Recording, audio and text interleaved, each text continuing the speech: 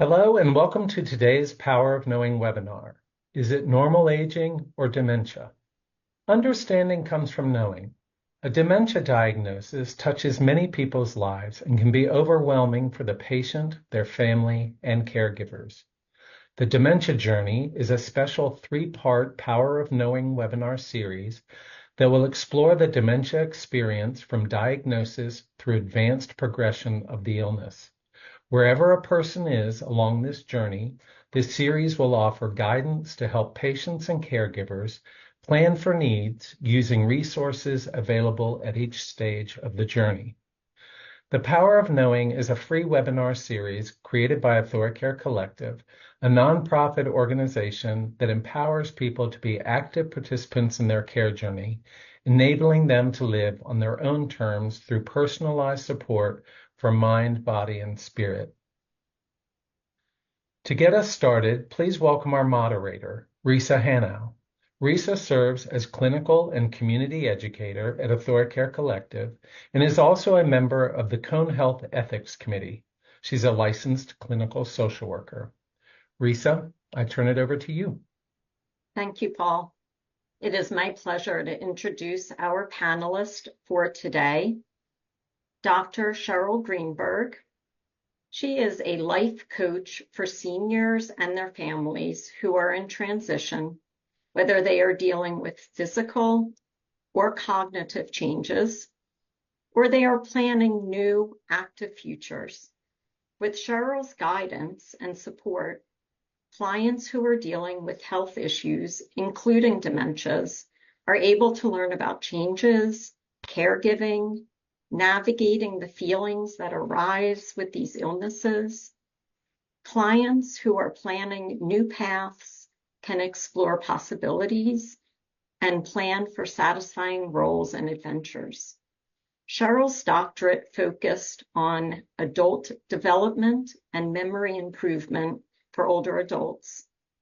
She is currently a speaker and writes about healthy paths for older adults and volunteers for a number of organizations that support seniors.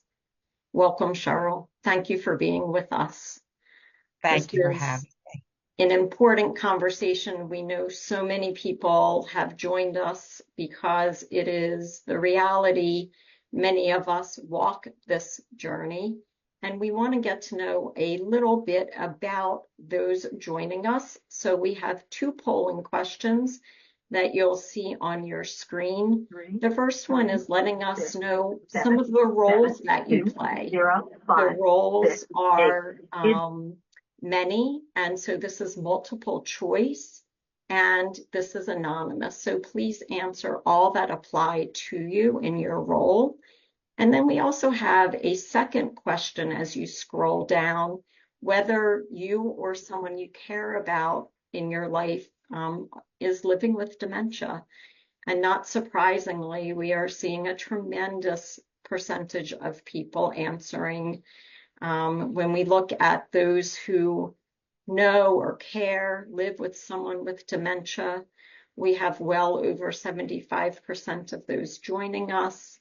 And then we look at who is joining us today. We have a large number of caregivers, along with some patients, many advocates, healthcare professionals, and others in our community. So thank you for participating and letting us know a little bit about who is joining us. We know that the topic is one that many of us grapple with. And I think, Cheryl, if we begin our conversation, probably the best place is to look at our title.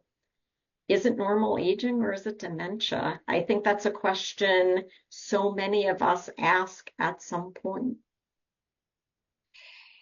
Risa, if I could, I'd almost like to start with just what that word dementia means, so that we have something to think about as we look at what's normal and what's not. So dementia itself is a very general term. Some people refer to it as an umbrella term. It means that an individual is showing signs that there's damage in the brain. that the damage in the brain is causing the person not to have any number of problems, which I'll come back to. The problems in turn are caused by a specific disease. So dementia is sort of an umbrella term, and underneath that umbrella are all kinds of different specific diseases. So as we begin this conversation and we think about the different diseases and the process, I know that people may have questions. And so you're going to share a lot of information, and I want to encourage our participants to use that Q&A box to submit any questions so we can try to answer them along the way. Knowing that we'll also be sending out an email tomorrow with some resources we talk about, because I know you'll be sharing a lot of important information as we continue thinking about that term. That's a scary term for people to hear. So going back to your question and your comment that it's a scary term, we want to be really sure, as the title indicates, that we understand the difference between what normal changes are and what concerning changes are that may indicate the presence of one of the dementia-related diseases. Every one of the diseases looks a little bit different, but I'm going to talk specifically about Alzheimer's disease in terms of when each of these signs may begin to appear, because Alzheimer's disease is the dementia-related disease that is most common, by far the most common. So can we start there? Yep. So let's look at these in groups, because I don't want to overwhelm anybody with too much information at one time. The first thing I want to talk about are the changes that we think about as cognitive changes, changes in memory and thinking. There's damage in the brain. It is specifically and most importantly in the parts of the brain that affect memory and thinking when we talk about cognitive changes. Although all parts of the brain can become involved, when we think about memory changes, we think about damage to this part of the brain, deep in the brain. And what we see is that people have problems remembering words, remembering thoughts, remembering facts, events. All of us have trouble with memory from time to time. In fact, it's just normal that the older we get, the more slowly we remember things, the more we're likely to get caught up for a moment in trying to remember something. But we're able to recover. We either relax, or we have some techniques for calling back a name or another kind of fact. With dementia, with Alzheimer's specifically, the damage is causing the loss of memory, and so little by little, those memories simply disappear. We can't recall them if we have a dementia. The damage in the brain is causing that memory to not be available anymore. Memory gets worse over time if the person has dementia. The other thing we talk about is the other kind of change that we see very early in Alzheimer's disease because of damage to the front of the brain is problems with thinking, problem solving, making plans, making decisions. Somebody who has always been the person in the family who prepared Thanksgiving dinner. They know who to invite. They know what the recipes are. They know exactly what the timing is for invitations and cooking. Now the person's developing a dementia. That person may not be able to even get started on the Thanksgiving planning. It just becomes an impossible, scary, frustrating kind of experience. Of course, thinking is not always deeply creative, or it doesn't always involve big, complex problems like solving peace in the Mideast, or it can be something that is fairly routine. So Bob has always been the baker in the family. He liked to make sourdough bread. He didn't need a recipe. He was okay. Now he walks into the kitchen. The ingredients are on the counter. He has no idea how to get started. So it's not complex thought. It's something that he's routinely been able to do, and now they can't do it. Thinking, memory are both affected by many dementias, including Alzheimer's disease. And there's a third part that has to do with damage in a specific part of the brain or several parts of the brain, and that's language, communication. So when there's damage in the communication centers of the brain, little by little, people can't find the right words. Now, you and I forget a word from time to time, right? And we go, oh, I can't pull that out of my brain. I can't find it. But if we relax, just like with, we can, just like with any kind of memory problem, we can, but also we can tell complicated stories, understand what we read, sometimes get caught up and have to go back to the beginning of the book. But basically, we can manage what we read, what we hear, and what we want to say. With Alzheimer's disease, little by little, the words go away. Little by little, we find people substituting similar words. This is a wristwatch. And we hear somebody say, the wrist clock. Well, it communicates, but it's not the word that we use, right? Mm-hmm. So the substitutions work for a while. As the disease progresses in the early and middle stages of the disease, people become less and less able to follow the train of a conversation. Or they're talking and they get stuck and they can't pick up the thread, no matter how you try to help them. So we are hearing about the things that, when there is damage, are occurring in the brain, and our behaviors. Either I myself may notice them, or I'm gathering that it's often the family member. I'm wondering, how many times has my loved one not shown up at the time that we agreed to? How many times have we been having a conversation and there isn't a remembrance of something that we just did? How do I begin to think about, again, we're all aging, we are stressed, we have a lot going on.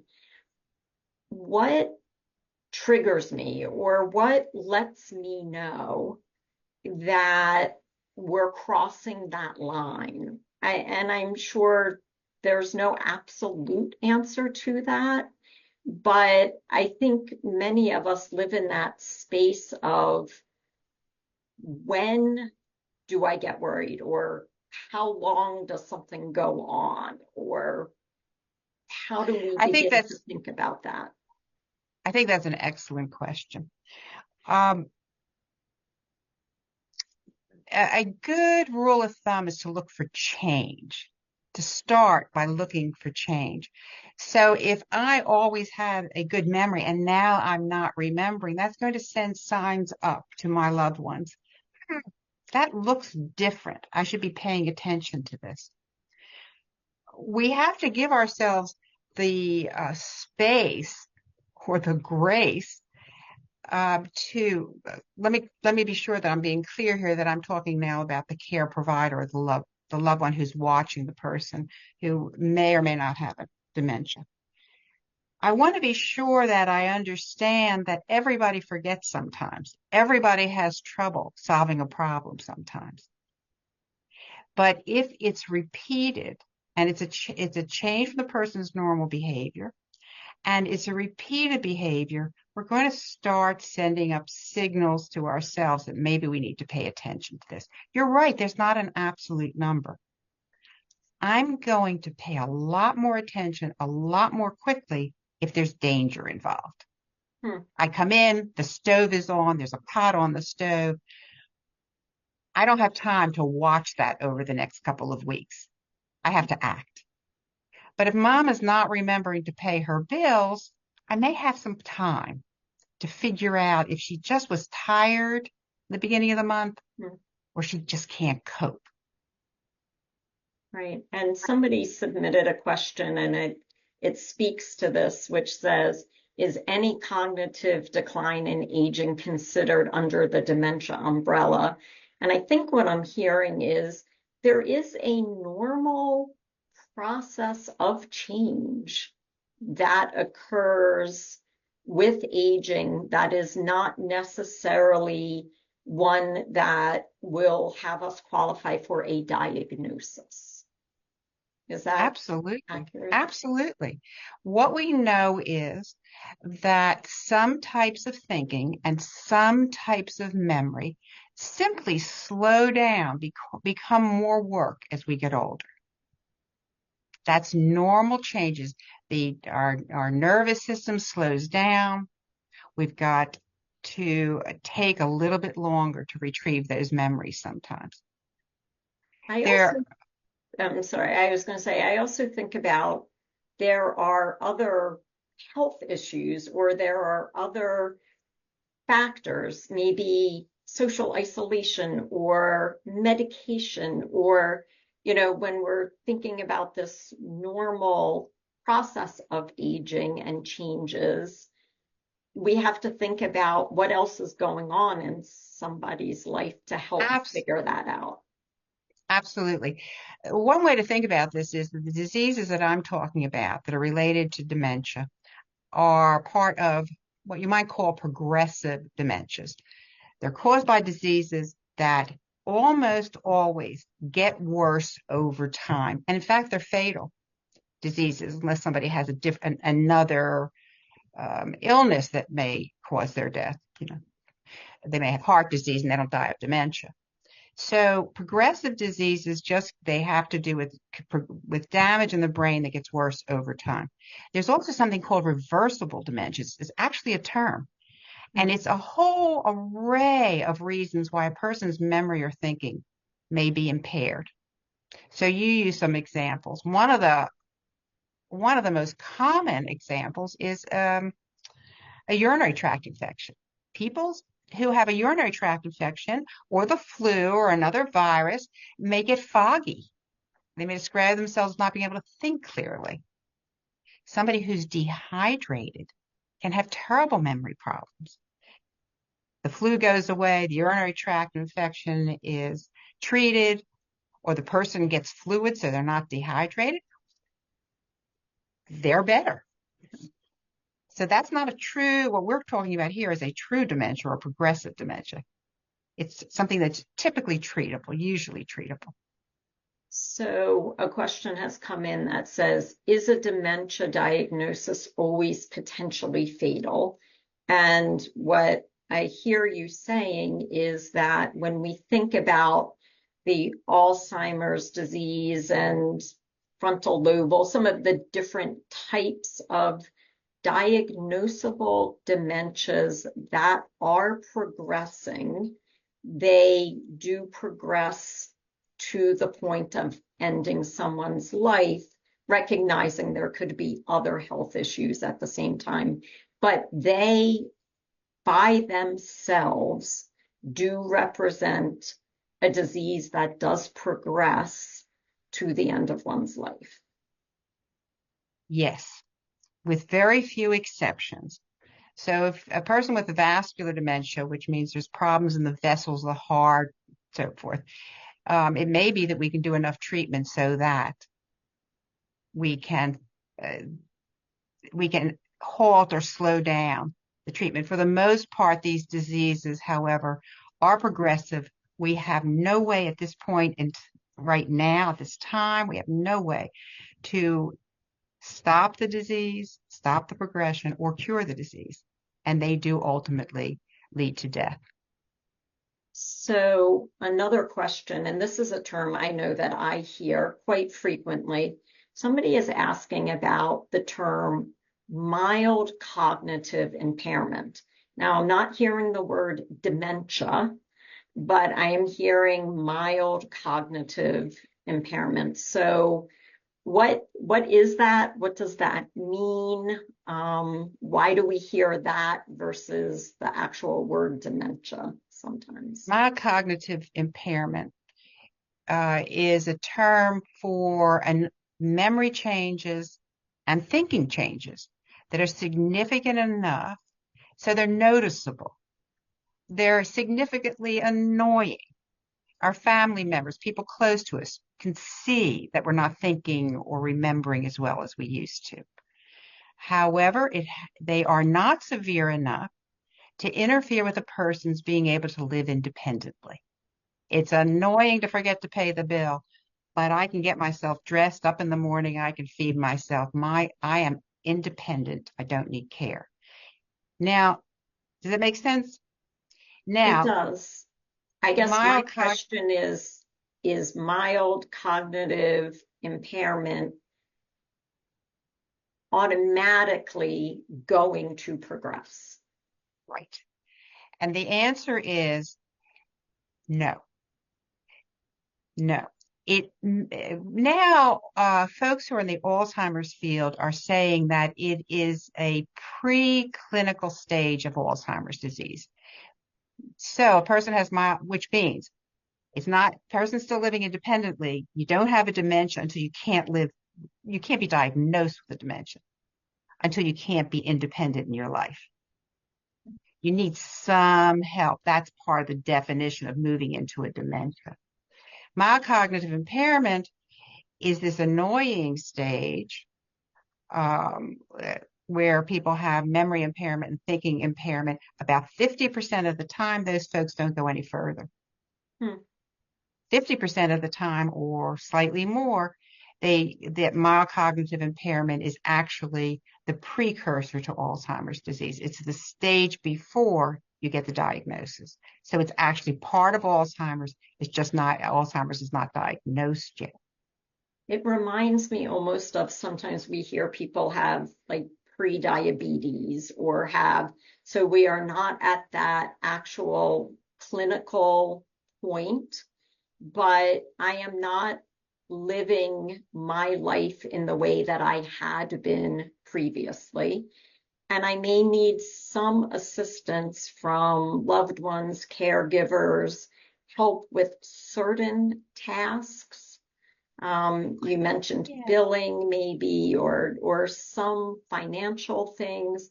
Like, what should I be thinking about at that time in terms of supports and helps that might be important? It's what we're talking about really is labels. Okay. So the label is dementia begins when there's enough damage in the brain so the person must have some assistance. That's just a label. That's when we make the diagnosis.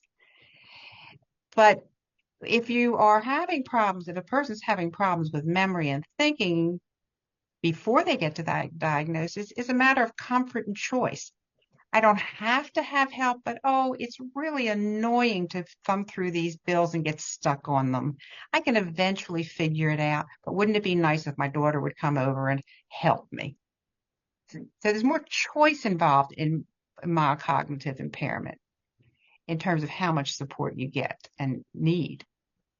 I would also think there could be a difference in what I think as a daughter versus what my parent or my loved one might believe in terms of assistance, or when do we make an appointment to go see who?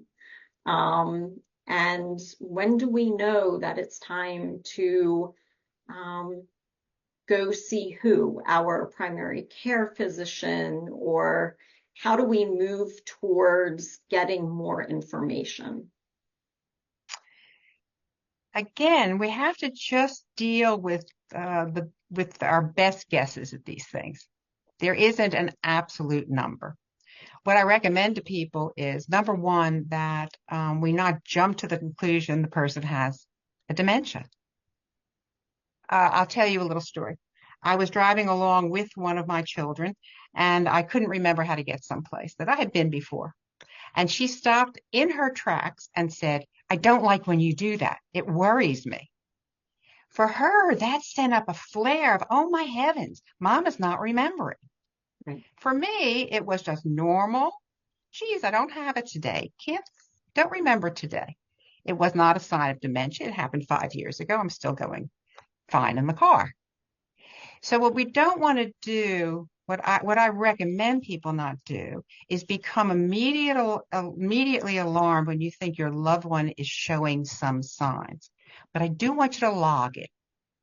I mean, actually write it down or informally keep a record. How often am I seeing concerns about memory and thinking or some of the many other signs of dementia? And when I see one or more of these signs, they indicate that a person's changing in their ability to manage their lives, it's time to go to your primary care physician or another physician. You can go to a neurologist, a geriatrician, but you can start with a family doctor if that's your preference and get a workup. Find out if something is going on.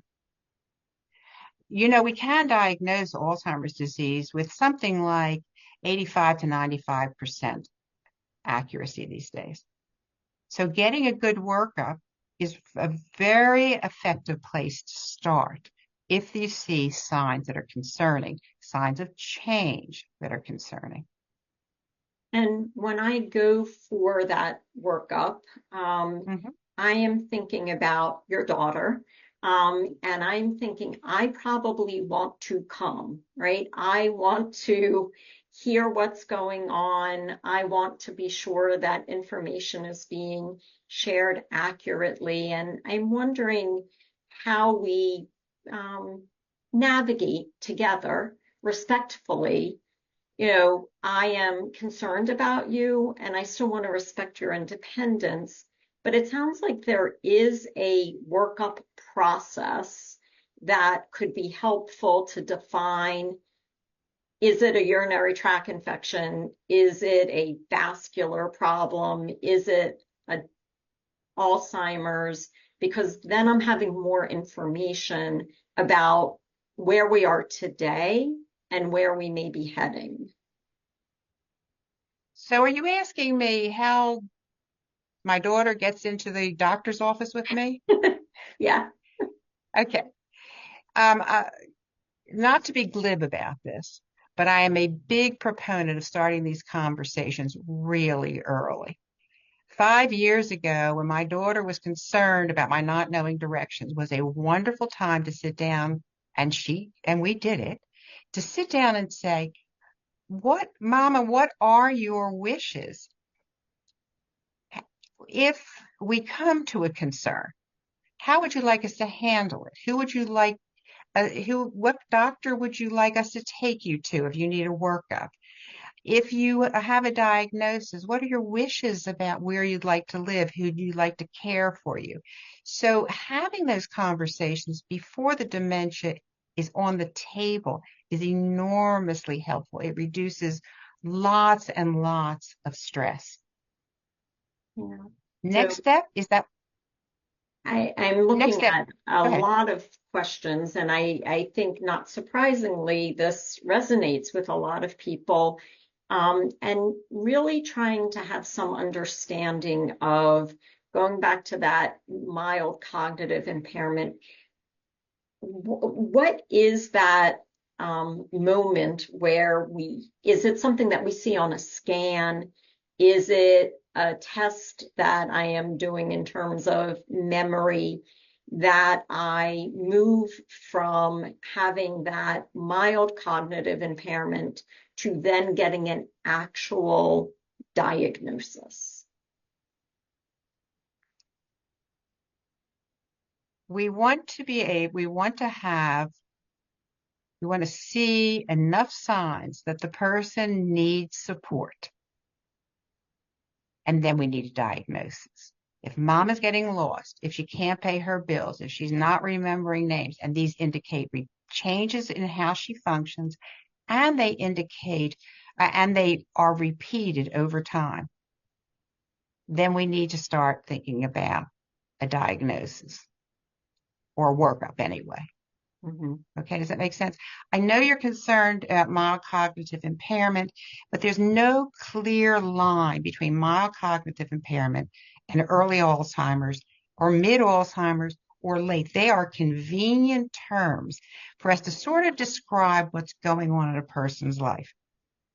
So My, we can't have a blood test that says if the number is 100, it's a no, and if it's 120, it's a yes. no, we're probably going to have that blood test. It's certainly in the latest, there are blood tests in the latest stages of trials. That will be wonderful. If we can check the blood for amyloids, for proteins that don't, in excess, yeah, that would be great. We don't have it now. What we have is we go to the doctor and they do all kinds of neurological tests. They do cognitive tests. Can you remember the time? Can you draw a clock?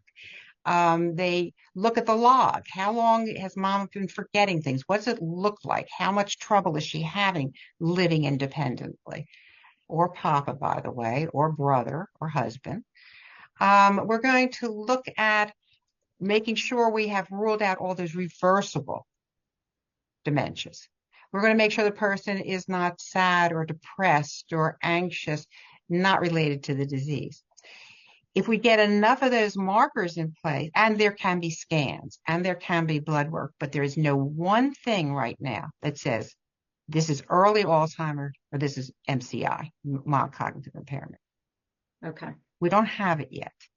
So if you have somebody in your family or in your circles who you think is a mild cognitive impairment, you can go to the doctor. It may be too early, but then you can go back again if the signs increase.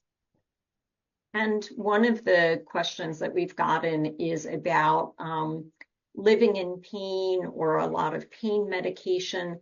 I would imagine part of this workup for dementia, as we've mentioned, is ruling out other possibilities. And I also know that there are some conversations about what is the impact of long-term medication potentially on my cognitive ability? What is the impact of social isolation or depression on my cognitive ability? That is different than an actual dementia diagnosis, correct? I think what's different is, I think what you're actually asking about is what causes the dementia. So if I'm isolated and I haven't talked to anybody for a while, sure, I can be more confused, more out of sorts, not functioning very well. That doesn't mean I have a dementia. It may mean I'm depressed or sad or isolated or something of the sort. However, we do know that the way we live our lives seems to have an impact on whether or not a dementia develops. This is not something I would say with absolute assurance, but there certainly are researchers out there who say, Susan Pinker says, people who are isolated develop dementia at higher rates sooner in their lives. She says that other health problems come up if a person's isolated, not just cognitive problems, but overall health of a person is not as good. People are more ill, more seriously ill, and die sooner if they're isolated. So there may be a tight connection between being socially isolated and developing a dementia. Maybe. Maybe the way we eat. There's some evidence of the way we eat, how much we exercise, how much sleep we get, how much alcohol we drink, or whether we smoke, that these all have an impact on the physical health of our brain and the development of dementia. And I've also heard hearing, having a hearing impairment, which leads also to that social isolation, but it can be hard sometimes. Did you just not hear me, or did you not understand me? And I would think when we're going towards a diagnosis, again, because many of us are, I don't know if comforted is the word, but we want to know, is there a dementia? and the consideration of hearing and vision and depression and medication. And it sounds like that is all part of this workup that goes into determining where we are in terms of an actual diagnosis of dementia, and then perhaps determining what type of dementia. Two points there. One is that if a person, you made the very good point, that if a person can't hear well, they're more isolated, and that's sort of circular, isn't it? If a person's more isolated, they're more likely to have a dementia. Person doesn't see well, they may not interpret their world well, they may not be reading or interacting socially because they can't see well, they're not going to plays and concerts because it's hard to navigate a concert hall. These things can be part of a person's dementia journey. They can be. We don't know for sure what the chicken and egg is here, right? Is the hearing problem causing or increasing the risk, I would say, not causing the dementia, but increasing the risk for dementia? Or is the person not interpreting what they're hearing because they already have a dementia? We can't, it's hard to pull those apart right now. And I think that's one of the challenging things is that we've gotten some questions about, what is reversible? What is possible? You mentioned maybe one day, hopefully, we'll have a blood test that might be diagnostic, but we also don't have many treatment options in terms of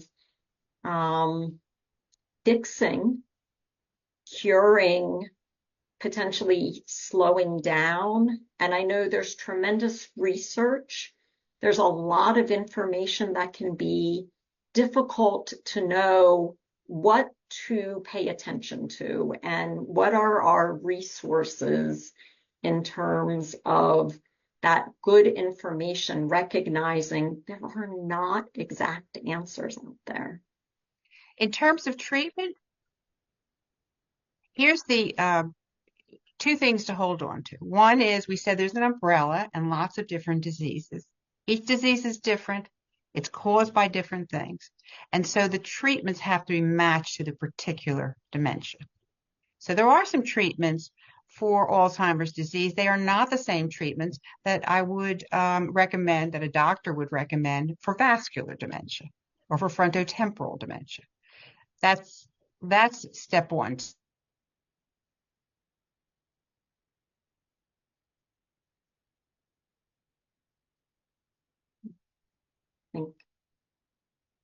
Are you there, Cheryl?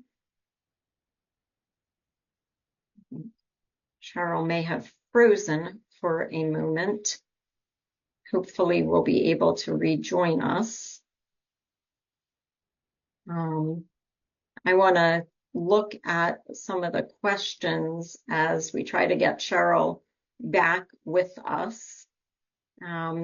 Somebody was just commenting about an MRI or a CAT scan in terms of evaluating for frontal temporal dementia. So Cheryl was just speaking to that fact in terms of determining the different types of dementia. There are particular workups that may be specific to those dementias, and that can be very helpful in terms of being able to determine a treatment course and also some of that planning that we know. Looking at some of the other questions that we've received, there's one that talks about finding over the years working with older adults that families often want to label somebody. They want to use a label. Oftentimes it is dementia, but that it is sometimes then taking away independence. And I think that that is a fine line for us as we are thinking about how is it that we are proactive in doing what Cheryl said in terms of monitoring what somebody's behavior changes are being noted, and then also having that workup so that we're allowing somebody to be as independent as they can be, but also as safe as they can be. And at the same time, recognizing that we want to be having those conversations about if this is a problem that's going to progress, how is it that we are going to move through that? What type of planning would we want to identify somebody to speak on our behalf? So as much information as we can gather is so important for not only the person who is potentially having the dementia, but also the caregivers that are involved. And somebody has made note about a lot of fear and denial around dementia. And that it is often sometimes difficult, even for our healthcare providers. So when we are going for our workups, it is imperative that we are being as open and we're being as complete with the information that we're sharing. And this is not something that may be determined in a one-time visit. It may be that I go to my primary care physician, and then I may be referred to a neurologist. I may have some scans that are a part of that workup. And it is a comprehensive package that we're putting together to determine, is there a diagnosis? What is that diagnosis? But this concept of denial and fear, because there's so many unknowns about dementia. And I see, Cheryl, you just rejoined us. I was going through some of the questions and talking about the denial and the fear associated, but also wanting to be proactive and supportive of people being as independent as they can be, but also being planful as we can be, recognizing that very likely the dementia, once diagnosed, will progress. And we know that we will have a journey ahead of us. You know, actually, what I just went through was a cognitive test. I was able to solve the problem. But I think you're making, if I can pick up, I think where you are, you're making, I think, an excellent point. Dementia is almost always a journey. It's a long journey in many cases, not for all dementia, but all dementia-related diseases. Alzheimer's disease may be 4 to 8 years after diagnosis. Now, that's not all bad time. It's scary, but we have this tendency to hear dementia and shut down in fear. We picture the end. We picture Sally not remembering us. We picture having all kinds of caregiving responsibilities and discomfort for the person living with dementia. But we have this long trajectory, long journey, when Molly, Sally, Bob can do lots and lots of things with support. They're still the same person. They like the same things. They have certain memories still intact. They want to go to a concert or eat chocolate ice cream. Let's do it. It reminds me of the reality that I may not be able to engage in a legal decision, but I can decide whether I want chicken or tomato soup. Right. And how is it that we empower people, whatever diagnosis within that dementia umbrella they Mm-hmm. have, that we are living life as fully as we can while recognizing that there is some preparing and anticipated changes that we can look towards. And it's almost like a two-way street that is occurring. Absolutely. I don't want to be too sugar-coated about this. There are a couple of dementias that move rapidly, and the first symptoms are very difficult to manage and very difficult for both the person who's living with the disease and for the care provider. There's not a lot of time for planning or having a good time. But if we look at many of the diseases like Alzheimer's or vascular dementia, we can do all those planful things. Make sure the finances are in place, that you have a good understanding of what monies are available, what resources are available for daily living, for down the road when more care is needed.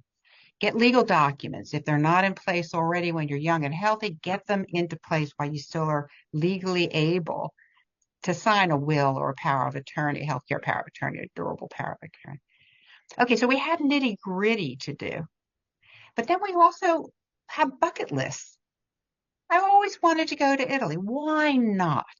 Maybe Molly can't go to Italy independently, but maybe Molly and her best friend can take that trip.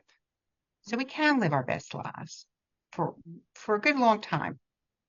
And thinking about resources that are available. So thinking about, there have been questions about how do I know who the best neurologist is, or what are the best resources, the best supports. And I think that is very individual in terms of who is a good fit, but we know that there are some resources, and we will be sharing them in an email tomorrow, but resources that whether I am the person who is having the changes, the diagnosis, or I am the care partner, I may want to connect myself because education is power.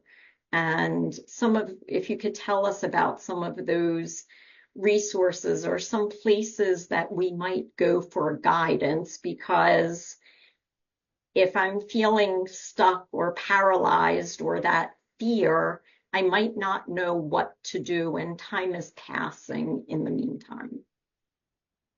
Let's start with the education part because we don't come into this world knowing, and we don't take courses in high school on dementias. We need to find out what they are, not just by word of mouth, from people who've had some experience. And there are all kinds of national and local organizations. We'll send you some of those links. But for every dementia, there is at least one dedicated organization that provides education and other kinds of support. Alzheimer's Association, for example, has a website that is just loaded with print materials, connections with people who can give advice, other people going through the experience who you might want to chat with. There's a Parkinson's Foundation and Parkinson's Association and so forth. And there are lots of these organizations that provide information and support. We also want to look for a physician. And as you said, I can't recommend physicians. I can say that, well, from my soapbox, I want to personally, and I recommend to other people, you find a physician who is comfortable dealing with dementias. Not all physicians are comfortable or deeply knowledgeable. Many are. Find the person you can work with who also has their arms around the details around dementia and treatment.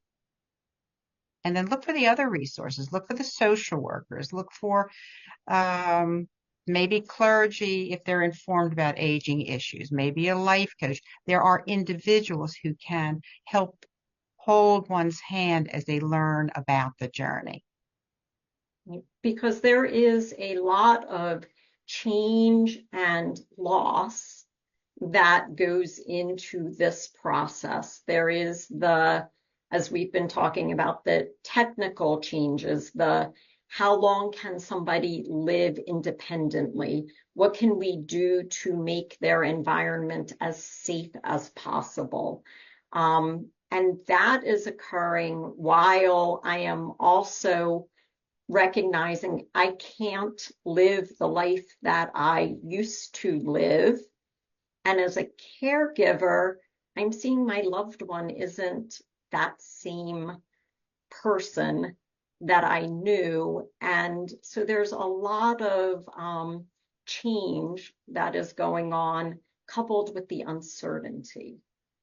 There's a lot of feelings involved, a lot of emotion involved, right?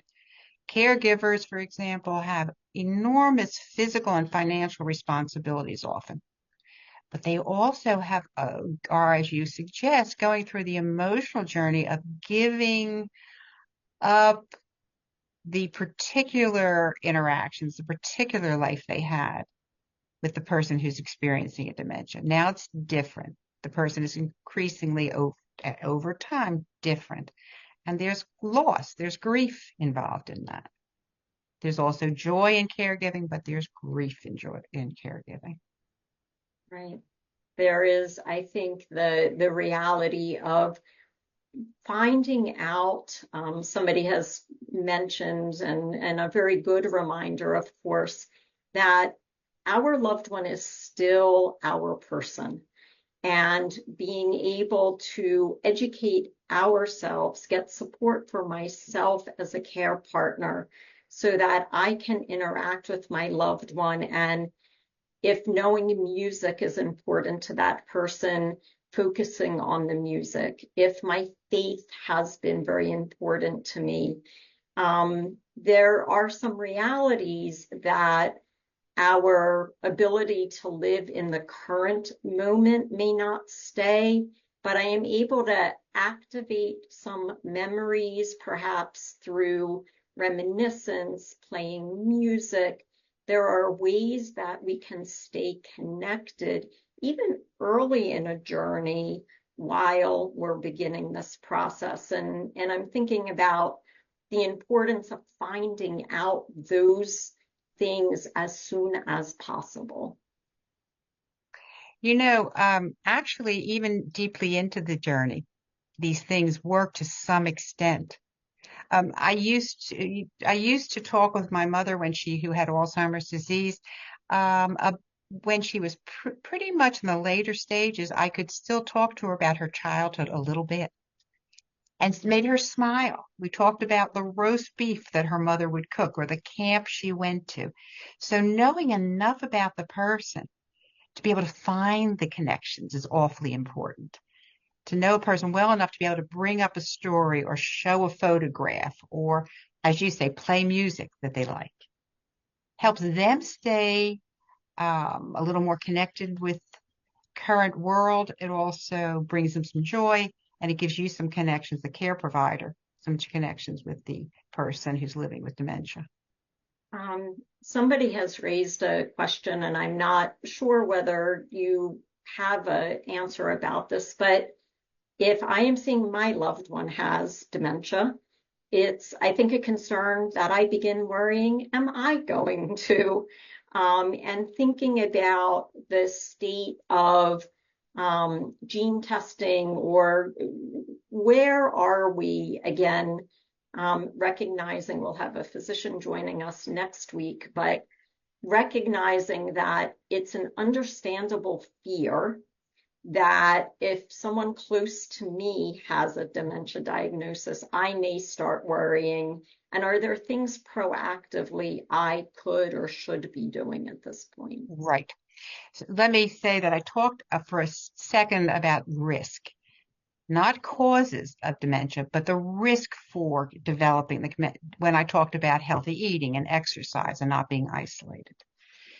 So in the same way, if you have close family members who have a dementia or have had a dementia, a parent, brother, a sister, then your risk is increased. It doesn't mean you're going to develop it. It's a relatively small risk in terms of all of the risk factors, but it's there. And the more people in your family, the higher the risk. But it's not 80 or 90%. It is a relatively small piece. I invite people not to sit and worry about that because on balance, there's less chance that you will develop dementia than that you won't. On balance. And it sounds The other like, thing, I'm sorry, well, let me just say about genes. We could do genetic testing. We don't know enough about it now. What we do know that the most common gene is called the APOE4. You don't have to remember that. Some people with dementia have it. Some don't have it. Some people with the gene don't develop dementia. So the genetic testing right now, it does not really tell you as much as we would like about whether or not a person will develop the disease. Right. And so as we, are coming to the end of our time for this session, I want to acknowledge that this is our first of 3. So we're going to continue to explore those who are joining us, where their loved one or they themselves may be in this journey, being able to talk about different types of dementia, being able to talk about things that we can prepare for. But one thing that has come through in the comments, I think regularly, that I want to bring forward is the thought of these conversations with family that are so important, that I may be the identified primary caregiver, but I can also try to work with whether it's family by choice or family by blood, and all of those who can create a support network so that we are coming together with a shared understanding as much as possible in support of the person having these changes and then those who are involved in the caregiving journey.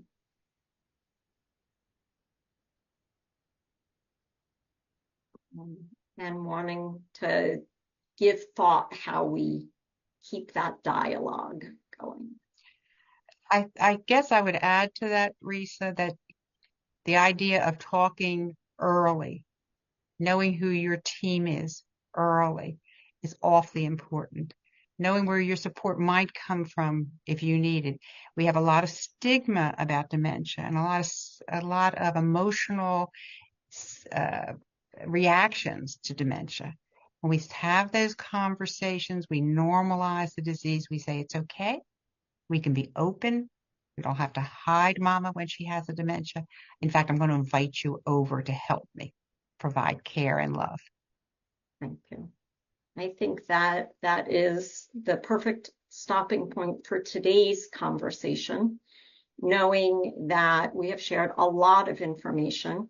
We will be sharing a follow-up email that will have a lot of resources, links to resources. It will also have access to this recording. I want to acknowledge we weren't able to answer all of the questions that came in. We received many, many of them. If you would like to respond to the email that you receive, I will try to either answer the questions or get them to Cheryl. Also recognizing that in 2 weeks, we're going to be continuing this conversation.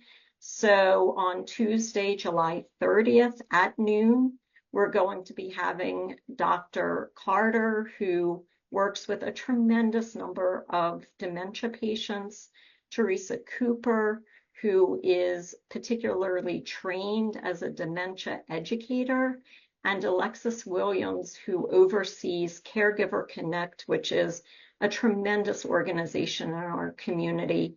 And we are going to be talking about the ever-changing needs of someone with dementia. So what are the different types of dementia? How might they progress? And how can we as caregivers best prepare ourselves as we are in this journey? So I invite you to join us on the 30th, and then we will gather 2 weeks later on August 13th, and we will have 2 more panelists with us. We will have Gail Scott, who is the director of social work here at AuthoriCare Collective, and really talking about what is the guidance as this disease progresses. We may be nearing the end of this journey. What are supports? What are programs, services, so that we are all well informed and supported? And we'll also be able to highlight a new Medicare program by the title of guide that is geared for people with dementia and their caregivers. So we encourage everyone to register. You register for one, you are registered for all three, and we look forward to having as many people join us as possible for this very important, meaningful conversation. And I want to thank you, Cheryl. This has been a tremendous conversation. I want to thank our participants. As we've acknowledged, it is a hard topic, but thank you for being with us, and we look forward to seeing you again in 2 weeks to continue our conversation. Thank you.